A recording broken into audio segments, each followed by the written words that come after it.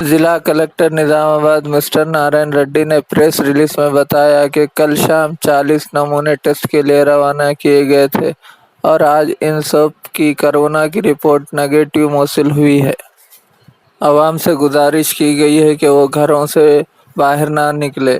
کوئی ایمرجنسی خدمات ہے تو ماسک لگا کر گھر سے باہر نکلے اور جلد سے جلد اپنے ایمرجنسی خدمات کو تکمیل کر کے گھر واپس چلے جائیں، جس سے کرونا وائرس پھیلنے کے امکانات کم ہوں گے، اور لاک ڈاؤن کے اصولوں پر عمل کریں۔